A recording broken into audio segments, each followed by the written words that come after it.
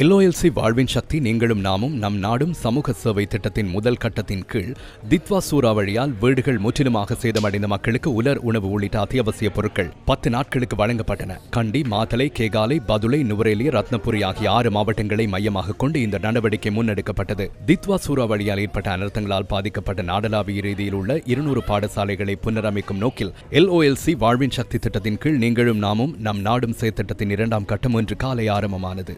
இந்த திட்டம் கண்டி கொலம்பிச கனிஷ்ட வித்தியாலயத்தில் இன்று ஆரம்பமானது.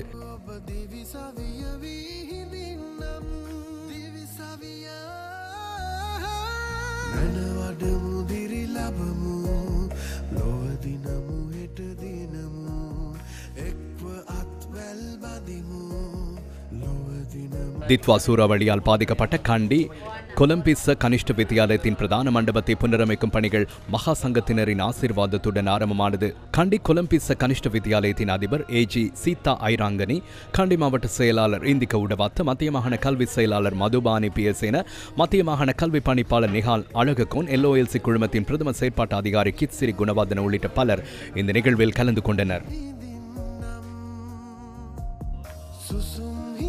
கண்டி கொலம்பிச கனிஷ்ட கல்லூரியின் அதிபர் இந்த பணி தமது பாடசாலைக்கு எவ்வளவு முக்கியமானது என்பதை தெளிவுபடுத்தினார்.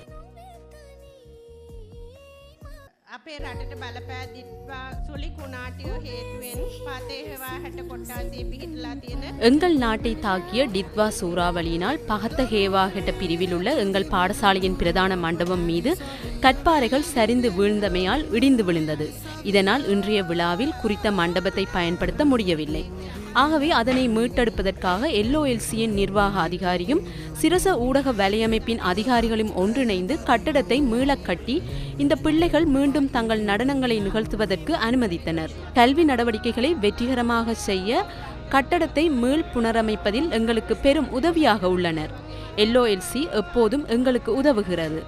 நாட்டின் பிள்ளைகளின் அறிவுக்கண்களை திறப்பதற்கு LOLC நிறுவனத்தின் கீழ் தேவையான கற்றல் உபகரணங்களை நாங்கள் ஏற்கனவே பெற்றுள்ளோம். எனவே எப்போதும் போல நாட்டில் ஒரு பேரழிவு ஏற்படும் போதெல்லாம் இந்த நிறுவனங்கள் அதில் ஈடுபட்டுள்ளன என்பதையும், இந்த விடயங்களை விரைவில் மீட்டெடுப்பதற்கான உங்கள் முயற்சிகள் மிகவும் முக்கியமானவை என்பதையும் நாங்கள் அறிவோம்.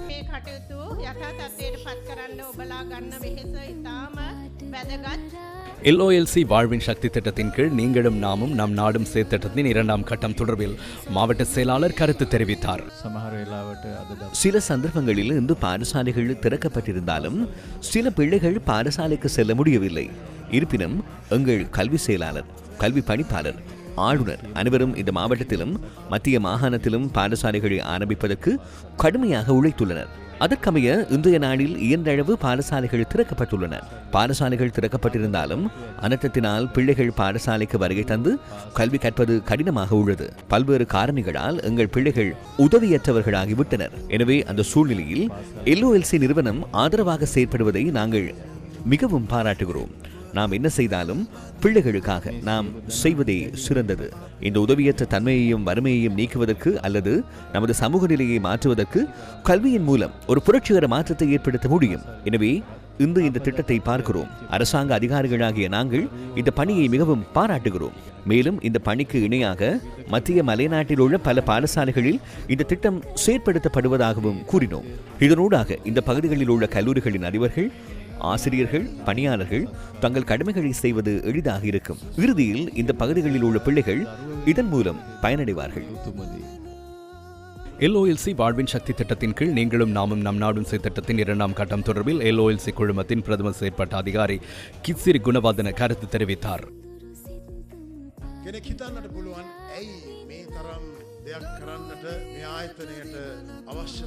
இந்த நிறுவனத்திற்கு ஏன் இவ்வளவு தேவை, விருப்பம் ஏன் இருக்கிறது என ஒருவர் யோசிக்கலாம். எங்கள் நிறுவனத்தின் மதிப்புக்குரிய தலைவர் இஷார நாணயக்கார் அவர்களின் முக்கிய தொலைநோக்கு பார்வையாகும். இந்த நிறுவனத்தில் இதுபோன்ற பேரழிவு ஏற்படும் போது நிறுவனத்தின் ஊழியர்களை பாதுகாக்க நாம் முன்வர வேண்டும். அடுத்து எமது ஊழியர்களுக்கு அம்மால் இயன்றதை செய்ய வேண்டும். மக்களாக நாம் வாழ்கின்ற நாட்டின் மக்களுக்கு நாம் சேவை செய்ய முன்வர வேண்டும். எனவே அந்த உன்னத தொலைநோக்கின் மற்றொரு அம்சமாக இன்று ஆரம்பிக்கப்படும் LOLC வாழ்வின் சக்தி பாடசாலைகளை புனரமைக்கும் திட்டத்தின் 2ஆம் கட்டத்தில் ஏற்கனவே 200 பாடசாலைகளை தெரிவு செய்துள்ளோம். சிரச ஊடக வலையமைப்பின் தலையீட்டால் இந்த 200 பாடசாலைகளை அவர்களுடன் சேர்ந்து புனரமைக்க உங்கள் சார்பாக பணியாற்ற நாங்கள் விரும்புகிறோம். 3வது கட்டத்தை பொறுத்தவரையில் முற்றாக சேதமடைந்த 6 அல்லது 7 பாடசாலைகள் அடையாளம் காணப்பட்டுள்ளன என நினைக்கிறேன். எதிர்காலத்தில் இதுபோன்ற இன்னும் பல பாடசாலைகளை அடையாளம் காணும் திறன் தங்களிடம் இருப்பதாக சிரசு ஊடக வலையமைப்பின் அதிகாரிகள் கூறினர். எனவே அவற்றை புனரமைப்பதற்கு நிதி உதவி வழங்க LOLC முன்வந்துள்ளது. எதிர்காலத்திலும் இவ்வாறான தேவைகள் அல்லது இவ்வாறான பேரழிவுகளின் போது LOLC உங்களுக்காக முன்வர தயாராகும் விருப்பத்துடனேயே உள்ளது.